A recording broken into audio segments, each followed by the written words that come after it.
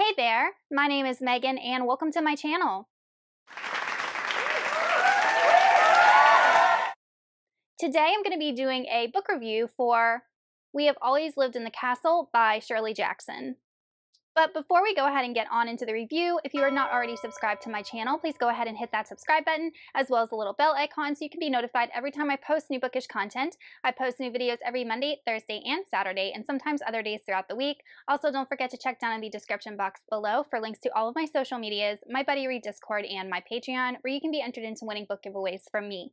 This review is going to have a spoilery section, so make sure to check the timestamps down below if you want to skip over any potential spoilers. We Have Always Lived in the Castle was published in 1962, and it is by the same author who wrote the very famous Haunting of Hill House, if any of you guys have read that or have watched the Netflix adaptation, as well as the famous story The Lottery, which I had to read in high school and found utterly disturbing, and I know it's a really popular story in high schools in the United States.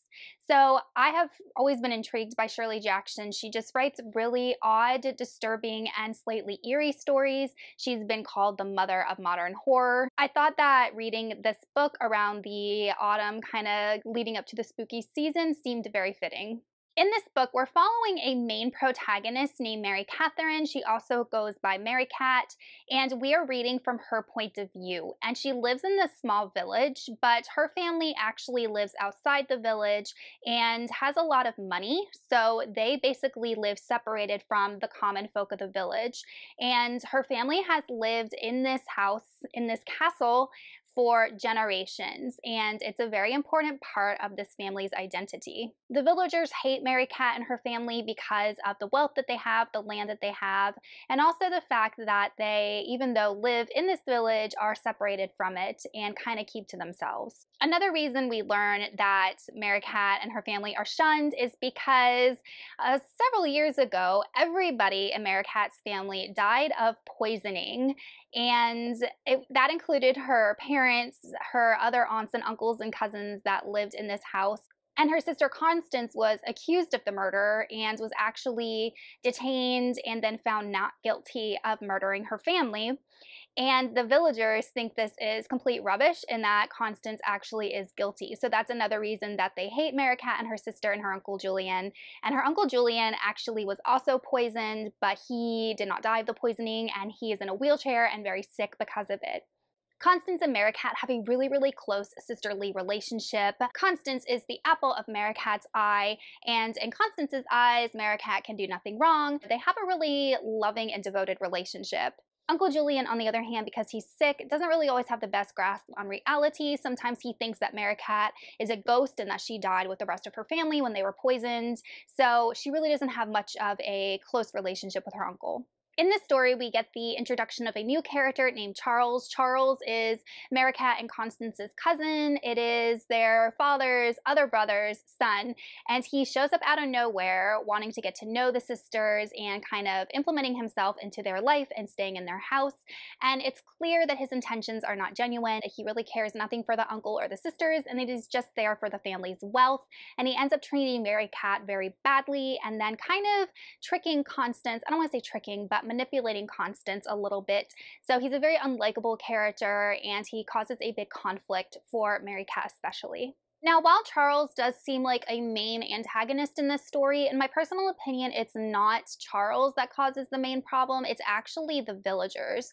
So like I said earlier, the villagers absolutely hate Constance and her sister. And there's just a lot of like mob mentality, kind of like hatred, and how it can spread among a group of people as they are directed towards these two girls. And I feel like that is the main conflict in the story, and that is the main issue that the girls are dealing with.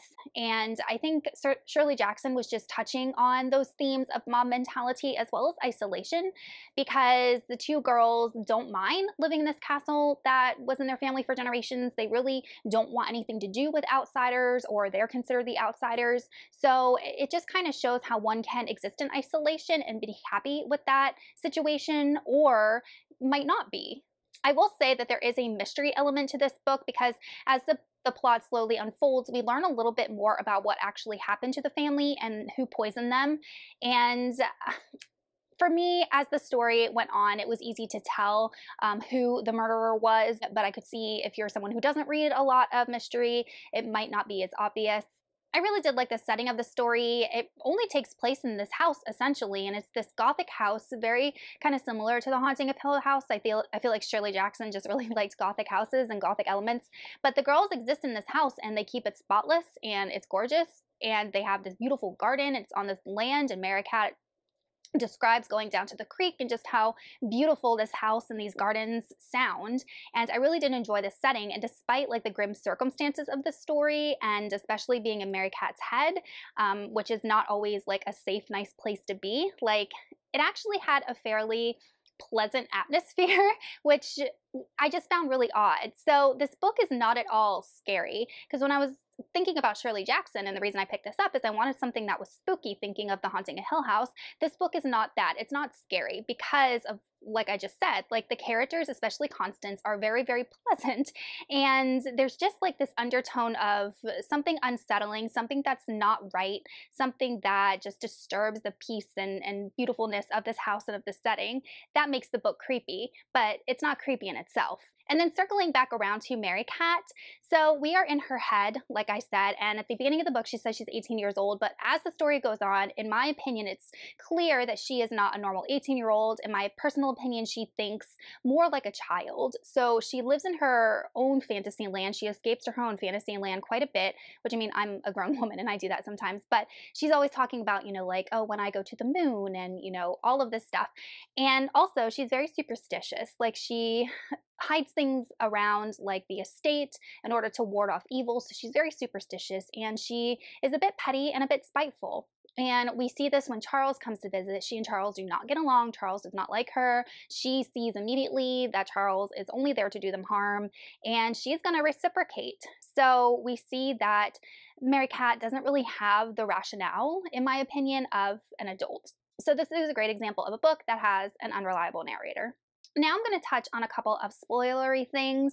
It was clear to me as the story started unfolding that Mary Cat was actually the one to poison her family, because she just seems unstable to me, and she throws in little comments inside of her head about, you know, she wanted to see the villagers dead, she wanted to see Charles dead, and then she knows the poisoning aspects of different mushrooms and, you know, says them to Charles to scare him, and it's clear that she is like deranged. And I don't think that Shirley Jackson ever tells us exactly why Mary Cat murdered her family, and if she did, I completely missed it. The only kind of clues I picked up on was that they didn't treat Constance that well. It made it sound like Constance was always in the kitchen and serving them, and considering that Mary Cat loves Constance so much, she wanted to maybe protect her or avenge her. I don't really know. And it said that the parents sent Mary Cat, you know, to her room without supper as punishment. So maybe Mary Cat was just being petty and didn't like her family. So I don't really know the reason why she murdered them. And I wish that Shirley Jackson had, you know, kind of expanded on that, because I was really, really curious. And I'm just going to attribute it to the fact that Mary Cat is insane, because I personally think she is. And then we get to the scene where she burns down the house. I'm still questioning if Mary Cat did that on purpose, because she sees Charles' pipe and then she throws it into the wastebasket where there's paper. Did she not know that the house is going to catch on fire? And I just feel like Mary Cat loves the house. You know, there are things that she and Constance constantly keep clean and detailed, and it's their castle. It's basically their isolation from the world, which is what they thrive in. So I don't see Mary Cat purposely harming their castle, but she does. The fire completely ravages the whole thing, and literally they have to put boards all over the place and live in the kitchen for the rest of their years.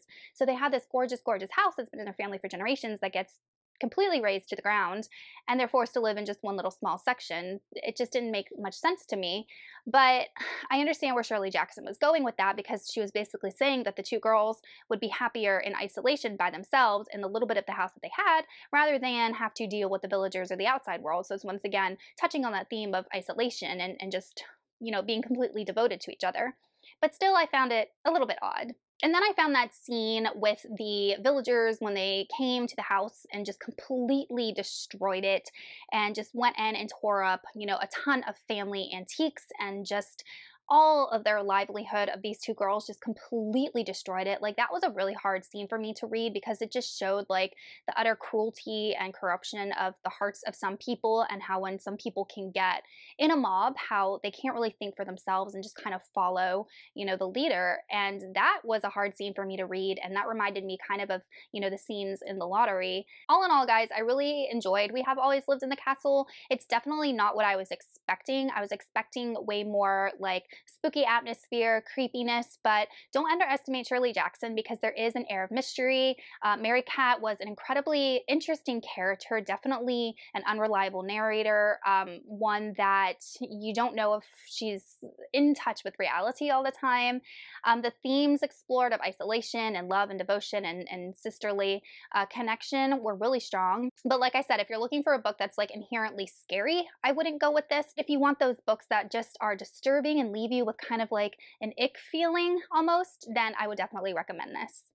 In the end, I ended up giving We Have Always Lived in the Castle a 3.5 out of 5 stars. All right, you guys, let me know in the comments if you've read this book and what you thought of it, and I will see y'all in another video soon. Goodbye.